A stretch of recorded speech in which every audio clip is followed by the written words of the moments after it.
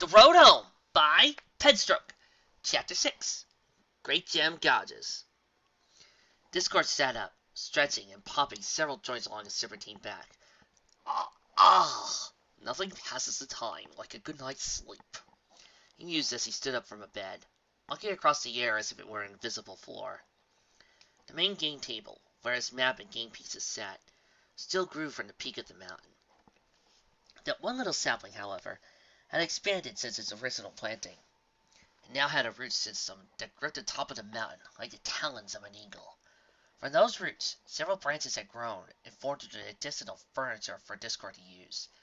The squiggly bed he had been sleeping in, an additional dining table with chairs, cabinets, and a large reading chair with leaf cushions stood next to a bookcase full of books comprised entirely of leaves. Scratching the back of his head, causing a few little chaotic things to fall to the mountain below, Discord strode to the cabinets, cracked one open, rummaged around inside, and tossed out a rubber ducky, and then removed an unmarked metal can. A smile spread on his lips as he rotated the can, as if reading the non-existent label as he closed the cabinet behind him. Using his eagle talons, Discord easily removed the lid from the can. Then he turned it over and began shaking it, trying to empty its contents over the dining table. It took a few shakes, but then the deluge began. A breakfast banquet, fit for the spirit of chaos, spilled out of the can, taking up every square inch of the dining table. There were some breakfast staples like pancakes and muffins, but everything had its chaotic twist. The pancakes had poison-soaked syrup. The juices were different colors of rainbow water from the Clydesdale weather factory. The fruits were fake, made out of wax, wood, and paper. Still, to Discord, it was an appetizing spread. He pulled a plate out of his ear, quickly filled it with food before strolling away from the buffet and towards the game table, where the map of Rainbow reigns and as the game pieces all stood. Better check on how our players are doing. Have to have something to tell Fluttershy when I check on the potentially perky Ponyville. His eyes located one party, which was trekking through the forest towards Lumberton. It was Twilight, Shining, Maud, and Cadence, though there were two little flags sticking out of the group's faces. One was on Cadence, and it was a pink color, a few shades darker than her coat.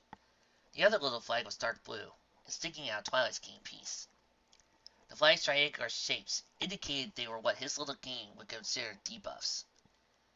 After taking a little bite out of a wax apple, Discord snapped his paw and produced a game book, which featured a lovely illustration of him on the front, pulling puppet strings on generic ponies. The book appeared on an unused corner of the table, and flipped open to a particular page near the back. It was a debuff appendix, where Discord began to look up the color of the flags. Let's see. Cadence is dealing with a restless baby, Discord said before chuckling to himself. Oh, trust me, dear. That baby is going to be so much more restless when it comes out. Penstroke? How did you know about the crystalling? How did you know about the episode? Can you read the future? Now Twilight, sleep-deprived by nightmares. Oh my, I wonder why Luna wouldn't calm her dreams. Though, I suppose I dodged the bug with that one. If Luna had visited her, then my little distraction may have been unraveled by a pair of princesses that can't understand the meaning in my madness. Still, Discord shut the book before lifting his plate of food above his head. The top half of his head, with the seam forming in his jawbone, flipped open like a trash can lid. The hole in his mouth widened, and he dumped the remaining food into the waiting throat. His head then snapped shut, and with a small burp, patted his now satisfied stomach. Ah, just like the little chaotic ether of space used to make, he said with a self-amused chuckle. Then he looked back to his game board, taking note where Nix and Spike's pieces had ended up. Well, the search and rescue storyline may be a bit tired, but Twilight certainly has her character motivation. Still, looks like they're going to try to play it safe and get Cadence to Lumberton. Those silly ponies, don't they know a creature encounter can happen anywhere? He swirled his wrist, once more producing a round die that had tens of thousands of sides. Then he gave it a gentle toss, letting it roll along the table, before coming to a gentle stop near the center of the map. Then, once more, the spirit of chaos used a magnifying glass to get in close and read the die's result number. It was then his face fell a little, forming into a frown. The die had landed on 64,992, the highest number across the entire surface. Discord stood puzzled, stroking his goatee with his paw as his eyes wandered to the 4 pieces on the board that would be affected by the roll. For in his little game, the higher the roll, the more dangerous the encounter. I thought you said it was just a half day to Lumberton if we went through the forest! Cadence whined as they continued to trek along the forest paths. Maud was in the lead, with Twilight following a few steps behind. Biscuit, their little captive, was admiring his bribery jam quietly in the bubble spell being maintained by Twilight. Cadence was then the third in line, with Shiny taking up the rear, to protect against any further Diamond Dog attacks, and to help Cadence if she shrugged. Shouldn't we be there by now? We're nearing the last ridge. Maud answered, as he continued to follow the nature trail as it wound its way up the hillside. We'll be able to see Lumberton from the top. The rest of the way will be downhill. Good! Twilight, despite the bags under her eyes, was walking with purpose, her wings flicking and itching, as if desiring just to fly ahead and get the trip over with. But she kept her 4 hooves on the ground, though her paces for the length of their hike was running as short as Kansas. When we hit the town, Shining, you take Cadence to a hotel or train station. I'm going to invoke a royal draft, form a militia, and get every pony marching back out here! You can't invoke a royal draft, Twilight. Just watch me! Shining sighed, shaking his head as the quartet took the final few steps before reaching the rest of the hill. Rainbow Range stretched out before them, towering mountains of pines and rock. Small lumber camps dotted nearby peaks, like adolescent pimples. That was where the lumber ponies of Lumberton applied their craft, cutting down trees and planting new ones as they made their living out the forest. Finally! Come on!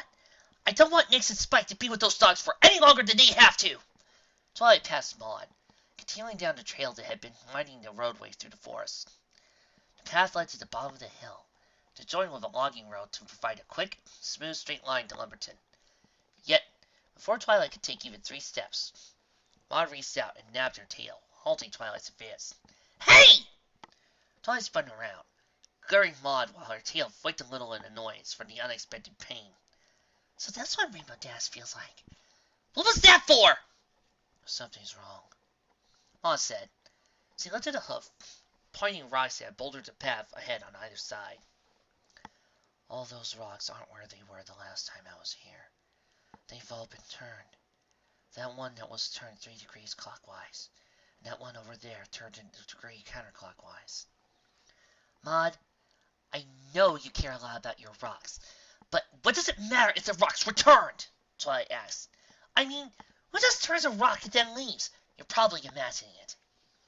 She turned and tried to take another step down the path, but once more Maud caught her tail and gave it a yank. Quit it! Twilight said, yanking her tail away from Maud. Look, maybe the rocks were turned, but I don't care. We need to get to Lumberton so we can hike right back into this Celestia Forsaken Forest to look for Nix and Spike. It's not like rocks are going to spring up or attack or anything. Thank you, crunched the rock dog. With that, Twilight began walking down the path, ensuring her tail stayed safely away from Maud until she was a few feet ahead. She tried between the rocks, glancing between them, but personally finding nothing out of the ordinary.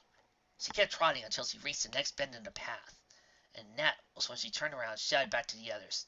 See? Absolutely nothing happened! Can we go now? It's just me, or is Twilight acting like she's been replaced by a changeling? Kate said as she, Maud, and Shining started walking down the path to catch up with Twilight. She's just worried about Nix and Spike, Shining said, trying to defend his sister. Though he did so with a frown. I doubt I'd be any different if you'd been taken instead. She is right. They're the ones in greater danger right now. But making sure you're safe will let us go looking for them, without worrying about the dogs that might get you. Well then, I guess I'm lucky to have my loving husband here with me. Sing for your Lumberton, you two! Shining and Cadence rolled their eyes at Twilight's snappy shout, but they did not attempt to kiss again. They and Maud caught up with Twilight, rounded the bend in the path, and continued descending the mountainside. They left the suspiciously turned stones behind, passing back into the heavy forest. A single canopy closed above them, and an odd stillness beset the forest. A single snapping twig was their only warning. All 4 of them heard it, and froze up as their ears turned, trying to pinpoint the sound. Yet it was a little too late. From the trees, numerous spires descended upon the group. The smallest one stood at equal height to the 4 ponies. The largest was bigger than a tree, and had been standing as tall as possible, letting its legs mimic tree trunks. Each was wearing something of an outfit. The largest had on a black and yellow striped turtleneck sweater, and a bowler hat, almost too small for his head. 2 of his eyes were covered with eye patches. "You guys again!" Twilight shouted, recognizing the giant tarantula. It was just caused trouble for her friends when they were searching for chrysalis in the wild south of Equestria. "What are you even doing in the Rainbow Range?" The largest tarantula just screeched as he and his posse encircled the 4 ponies. Webbing was launched like a volley of arrows. The sticky strands pinned the 4 ponies where they stood. Twilight was glaring daggers at the spiders. Her horn was glowing with magic as she tried to free herself from the silk. But then she felt something heavy and metallic snapping in place around her neck. Her magic fizzled and faltered, like water trying to escape a hose that had been crimped shut. Twilight didn't even have to look to know that metallic accessory that the tarantulas had just given her. It was an antique magic collar, and an old one too. Modern collars were made of fairly light metal, blocking magic but not being overly uncomfortable. The weight around her neck was far heavier than it should have been. The collar she now wore was probably older than she was. Shining and Cadence met the same fate as Twilight, bound in spider silk with her magic suppressed. Even Maud, who had given trouble to the Diamond Dogs, was unable to free herself from the silk. They were trapped, and even if they weren't, the spiders weren't wasting any time. They approached the 4 ponies, tidying and adding to the spider silk until all 4 were carefully wrapped in silky cocoons with their heads sticking out. Worst of all, in Twilight's mind, was the escaped of Biscuit. With their magic suppressed, her bubble spell had popped. The little diamond dog had disappeared in the commotion. Then the largest tarantula picked up the 4, sticking him onto his back with the bit of additional webbing before the whole posse began scaling the cliff. They shot at the webbing, using the boulders to anchor their friends. The weight of the spires scaling the cliff on the strands caused the rocks to turn where they stood. "I told you something was wrong with the boulders." "Now is not a good time, Maud!" Twilight snapped, the blood rushing to her head as they were carted away by the giant tarantulas. "Breakfast, pouting a dragon!" Nick scrumbled as she sat up, a less than graceful knight behind her as bits of old hay stuck out of her mane. The announcement of breakfast was the only tell it was morning inside the cage she and Spike had been placed in. The Diamond Dogs carried them all night, whisking them through tunnels and caverns until they reached the lead dog of the squad. Duke called the Den. It was an underground city of Diamond Dogs, far different in nature than the welcoming city Rainbow Dash once visited. It was dark, dank, and every corner smelt like dog.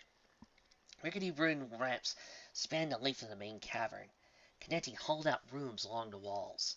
Their cage was put in what looked like to be a private residence, though it was hardly more furnished than her and Spike's cage. The room had an old bed with hair-covered mattress, and a single rickety table of wood and log for chairs. The table sat below a small window to look at the rest of the cavern, while the room's door connected to a narrow tunnel that defied what was possibly the den's equivalent to an apartment complex. In comparison, their cage was probably the most well-cared-for thing in the entire apartment, though the old hay that was their bed was less than comfortable. Her and Spike's breakfast was being served by one of the largest of the dogs that had taken them, Buck. Nixon picked up his name from the numerous conversations the dogs had as they salivated over the gems they were going to get as ransom. Buck seemed to salivate endlessly as it was, but at the very least he seemed to make an effort not to let his drool drip onto their food. Buck had to fiddle with the cage's key, which seemed unusually tiny in comparison to his paw. But soon he had the door open. He placed their food in, then set the door shut with incident. Spike tried to escape when they were given dinner, when a less kind dog had been on duty. He was thrown back into the cage mercilessly. Only his dragon scales kept him from getting more than a sore spot. "Hope you like! Dogs don't have lots of boning and dragon food, except gems. But dragon is not getting good gems." Nix openly frowned at the plate of hay and cup of water. The hay was only slightly fresher than what he had been sleeping on. The little metal cup had been bruised and battered, but thankfully the water was from a clean mountain spring. It was perhaps the one luxury all the dogs in the den were able to enjoy in equal measure. Glancing over at the plate meant for Spike, She saw 2 pieces of bread that were dusted with tiny little shards of gems, the leftovers from unsold gem cutter. "I'll be back soon for plates. Be done eating them."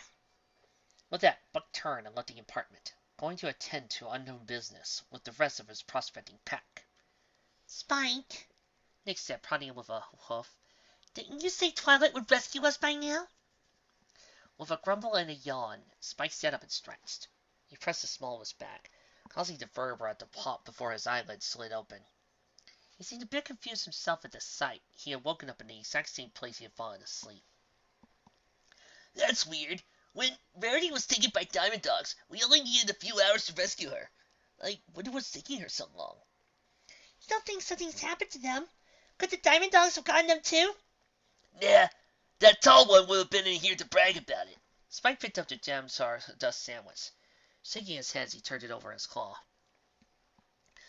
"Don't they know how annoying it is to eat gem shards this small? The pencils get stuck in my teeth, and I'll be picking them out all day. It's worse than popcorn."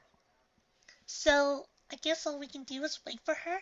Nick said, remembering the time Granny Smith had made a citizen's arrest, as he just waited under an apple basket for Spike to save her. Spike took a bite of the sandwich, chewing it a few times before swallowing. Then he used his free claw to bar the bars of the cage, making a small metallic ping. "This metal isn't heat treated. A good dragon fire and it will melt like ice cream in the summer. We're going to try escaping on our own. The big dog won't be back here for half an hour." "Do you really think that's a good idea? That dog last night threw you pretty hard when you tried to get out of the cage door." "It only hurt a little. I am a mighty dragon after all. And these dogs are pinheads. I bet we'll be long gone before they even notice. Besides, we got a bit of magic on our side," Spike said, tapping Nix's horn. "They didn't think to put an anti-magic collar on you. That, or they didn't have one small enough. Either way, we get out of this cage, out of this room, out of the hole, and we'll be in the Crystal Empire before sunset." Nick scratched up her nose, as his Spike's short-sighted escape plan was producing a foul stench. Then she looked to the hay that was supposed to be her breakfast. Raw grass straight off the ground was easily more appetizing. There was plenty of that to be had they could get above ground. "Okay, let's do it. But we should get some canteens before getting out of these tunnels. Besides, having a way to start a fire, a portable source of fire, is an important priority when it comes to hiking." "A word-for-word recitation from Host Travel Guide to Camping," Spike said with a small chuckle, before sucking in a deep breath. He held it for a moment, letting the dragon fires within ignite before breathing out a controlled stream of green flames. He focused on the cage's lock, which began to distort and melt under the fire. Nick shielded her face with a hoof, feeling the heat even as she sat in the back of the cage. The one breath of fire was enough. Spike cautiously pushed it over the cage door. He waited and listened a moment, ensuring no dog had seen the sight from his fire. Then he motioned towards Nix as he stepped out of the cage, careful to avoid the steel-warm metal. "Step 1 complete." "Okay, what's step 2 then?" "Step 2 is to wing it from here," Spike admitted as he crept towards the rickety, wooden plank door that had separated the small apartment from the rest of the den. "Well, we got farther than I thought we would without being seen," Spike admitted. He and Nix were hiding beneath a low-sitting, rickety wooden cart. They had made it out of the apartment complex, to one of the den's main thoroughfares. The street round for the cavern that contained the den, passing between merchant stalls and more permanent businesses that occupied the hollowed-out interiors of building-sized stalagmites. There was, however, no way for them to cross the street or go much further without risking being seen. "Maybe if we wait here long enough, someone will move this cart and we can follow along underneath." "I don't think it's going anywhere," Nick said as she used her hoof to point over her shoulder, drawing Spike's attention to the cart's axle. It was split clean in two. "You wouldn't happen to know how to spell to fix something like that?" Nick shook her head. "Ugh. Too bad I couldn't be a dog again," Spike said as he looked at the many diamond dogs that were going about their business, selling gems, biting gems, bartering for better prices on gems, and occasionally something simpler like food. "Sir, I might be the smallest one out there, but I doubt the diamond doofi would like twice. Where's a magic mirror when you need one?" "I thought you didn't like being a dog in the other world." Spike rocked his head back and forth for a moment before leaning in, as if trying to assure the broken cart axle didn't hear his words. "Between you and me, Getting an ear scratched as a dog by a human is one of the best things ever. Those fingers of theirs get just the right spot, and when rarely someone giving a scratch. The memory alone was leaving Spike with a smitten look on his face as his dragon tail wagged slightly back and forth. Nix, in comparison, could only shake her head before shuffling towards the edge of the broken cart. They couldn't just hide underneath it forever. Eventually, Duke and his dogs would notice they were gone. Then they would probably hunt them down like bloodhounds. There had to be some way for them to get out of the den without drawing attention to themselves. Hey! There are ponies over there! Nix froze up, snapping her head in the direction of the voice. The dog that had shouted, however, was not pointing at her, or even looking at the broken cart. He was waving his paws with the biggest grin Nix had ever seen on a diamond dog face. Admittedly, she hadn't seen many diamond dogs smiling in a nice way, but there was no mistaking this dog's excitement. Ponies that can find gems! Ponies selling things to find gems! They found gem in the middle of the street! The crowd began to shout, like the metal being attracted by a magnet. Some merchants were even closing their stalls as they began to move with the rest of the crowd. Nix herself couldn't deny her curiosity. I stared to peek a little further out from the cart.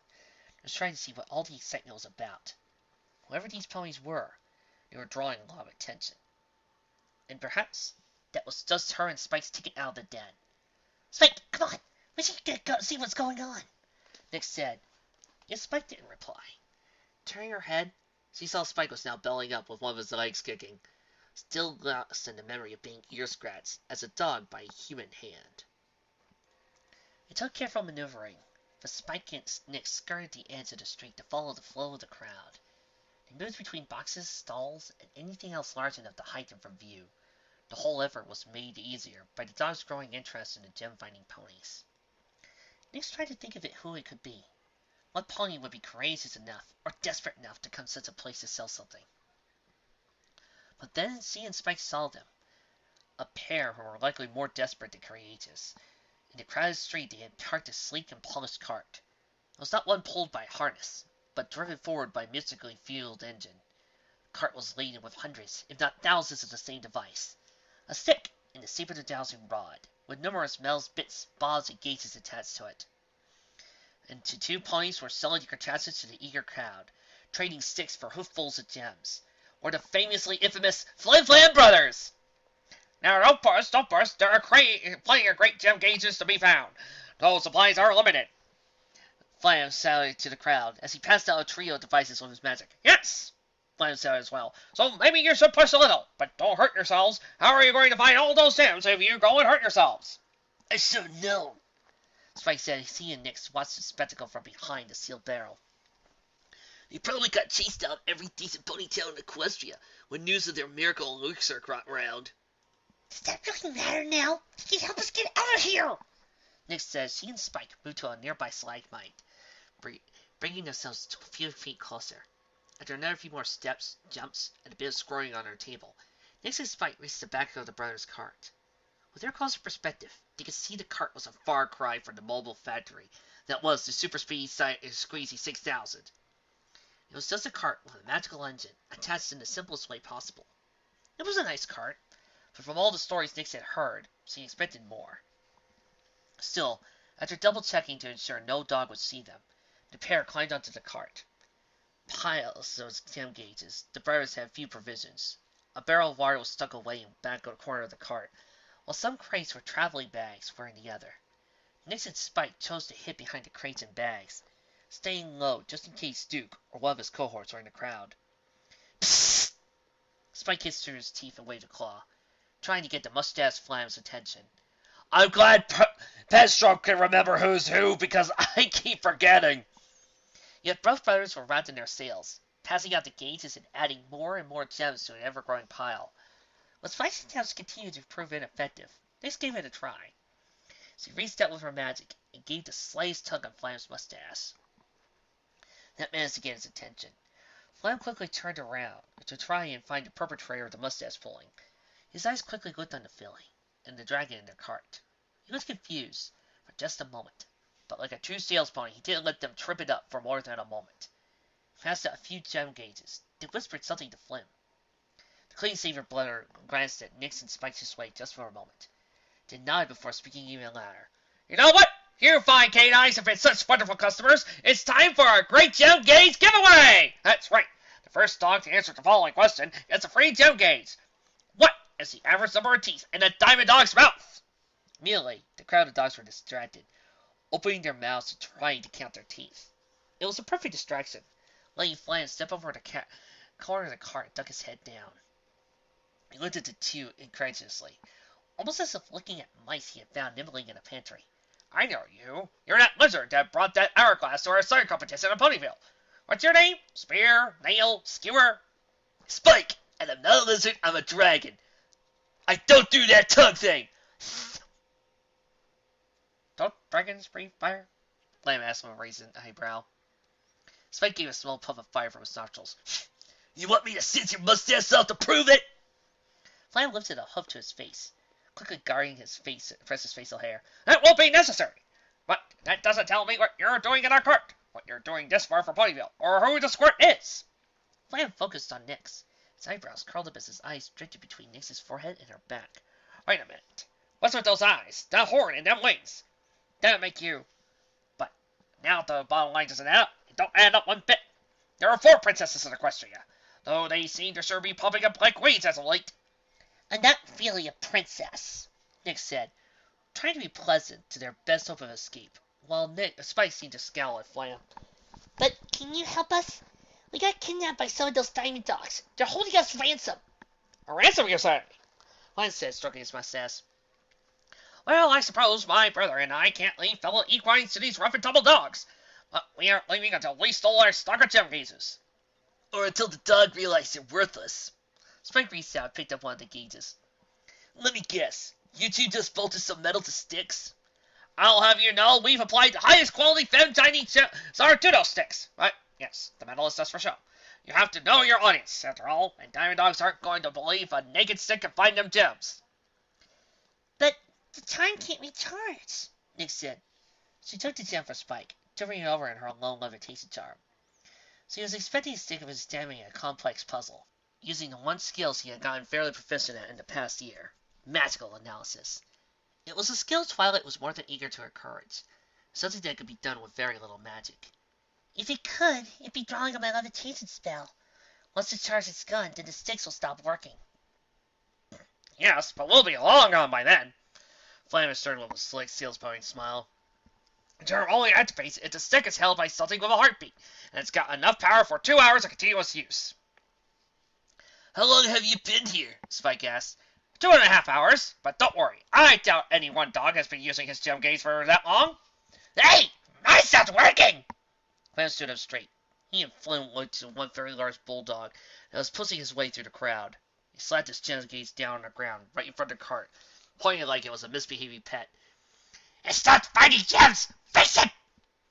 That one dog was joined by others that had been among the first to buy Flynn Flam's product.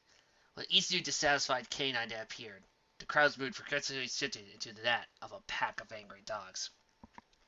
Oh, well, you see, Flam stammered, pulling a collar of his undershirt with a whiff of magic. There's a very logical, reasonable, and crowd-appeasing. Flam felt a tug of a spell on his mustache again, and he looked back down at the 2 unexpected guests. Say it's a battery defect. Downloading will fix all the gauges, Nyx says he held up one of the gem gauges. They'll play ticket sergeant recharge it first. You can use the metal decorations to anchor the charm. But then we can't sell replacements if we ever return, Flam argued. Spike sassed the gem gaze and waved at Flim, threatening to conk him on the nose. Do you really think these dogs will let you come back if you swindle them now? Fair point, Flam said, before clearing his throat and sitting up straight. Ahem. My dear canines, we must express our deepest apologies. Upon closer inspection, we have discovered these gem gages do have a minor defect. Flynn looked at his brother just as he lost his mind. They do? Yes, but worry not. We can fix them all right here, right now. Flynn cast a levitation spell on the stick. The first dissatisfied dog had thrown it into the dirt. You see, my dear canine, your gauge is not broken. It's a simple run out of power. But with a little unicorn ingenuity, I can apply a Flynn Flam Brothers patented kinetic screw returns enchantment. With that you'll be able to put the power back into your gauge. Flam applied the charm, and then handed the gauge back to his owner. Now, sir, please, place both of your paws on the descending tip of the gauge. Yes, very good. Now, work your paws back and forth to make it spin. The dog did as instructed. and the gates began to spit out little sparks of magic. The crowd's anger was dispersed by the display, all of them watching intently, as if a grand firework display in the near sky. As you may notice, the sparks are red, but as you spin it, they'll begin changing the color to green. When they are green, that means your gem gauge is charged and ready to use. Look! Sparks are ready and changing color! The now satisfied Diamond Dog cheered. Flim slipped over beside his brother, hurriedly whispering something into his ear. Flim nodded for a few moments, the smile on his own. Then the brothers then parted, Flim clearing his throat and trying to get the crowd attention, while Flim returned to Nix and Spike. Okay, you two, time to get to work, Flim said as he began to rummage in some nearby travel bags. Work? But what? Well, you see, you were the ones that you said were trying to escape. Well, we'll be glad to help you. But now that we have to fix all the gem gauges we sold, it's going to take us longer to leave. Unless, of course, you help. So congratulations! You two have been promoted from escapees to gem gauge repair specialists. But we can't risk being seen. Flam began sifting the crates and the bags from the corner of the cart. Standing in what could be described as a fort constructed by a young pony. I'll hang a curtain over the hole, and you two can pretend to be a vending machine. A dog puts a gem gauge in, you fix it, then you slip it back out. Not a single canine will need to see what's going on behind the curtain. After finishing and stacking the boxes, Fly levitated the two inside a small space, which was no larger than a breeder's cage. He then cracked open one of the cards on the top and removed the blank scroll. Now, you'll have to apply the charms to fix the gem gauge. The charm is very entry level. You seem to have a hand levitation, so these should be beyond your skill. One is a basic kinetic dynamo charge, and the other is a firework enchantment. Apply them following these instructions, and you're certain to have any trouble. Flan lowered the instructions, which he had burnt into the paper with magic, and into the book for it and gave to the Nix. I also added some instructions for an upgrade. That's where you come in, Dragon. If a dog slices in their gem gauge or gem, use your fire to attach one of those. Flame dropped the box next to Spike's lap, full of little metal gauges. They're magic detectors we got for steel from a warehouse auction. They should act as a nice little charge indicator. Just wield weld on them with your dragon fire. Are you tired of leaving laws against stuff like this? Spike gasped as he picked up one of the bit-sized gauges from the box. You're not working for bits. You're helping us get out of here faster, so all four of us don't end up being held for ransom! Flan took the lid off one of the smaller crates. He turned it over and burst some lettering onto the far side. He then leaned up against the exterior of the box for it, near the little window he had left.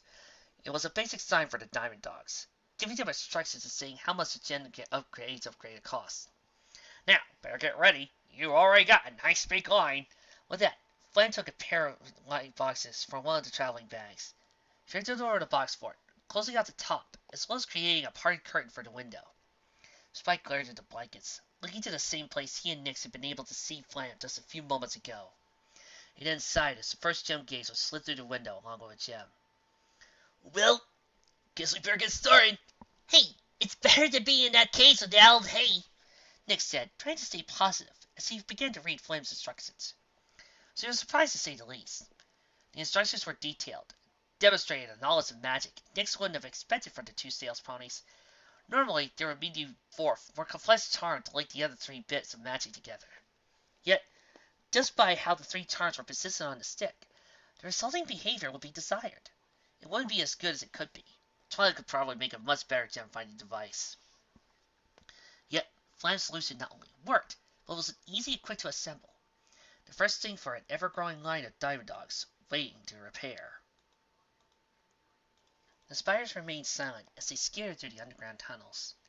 It was hard to say how long they had been moving. Were they even in the Rainbow Range anymore? Why had the spiders gone so far out of their way to hunt? Why wasn't the largest of them being cared for and snuggled like a pet by that rock roll in their distant south? These questions had more rattled in Twilight's brain as she, Maud, Shining, and Cadence were transported by their captors. The anti-magic braces and cocoons proved an expensive combination, and wasn't entirely uncomfortable. Twilight could have taken a nap in the silken strands if it were not the perilous situation they found themselves in. Yet, the journey seemed to finally be at an end. The spiders made a sudden turn from the long tunnel, entering one of the many off-shooting paths. The tunnel opened up into a larger cavern, and Twilight found herself being unceremoniously sinking off the back of the spider that had been carrying her. Her cocoon fell to the ground, bouncing a few times, landing in a pile with Maud, Shining, and Cadence. He looked no worse for the wear, and in fact, Case looked rested. It was further proof that the tarantula's silk was, surprisingly, comfortable. Mission successful! Twilight turned her attention to the spiders, who were congratulating one another. Some didn't even seem to be dancing. Yet as the celebration continued, the spiders began to burn.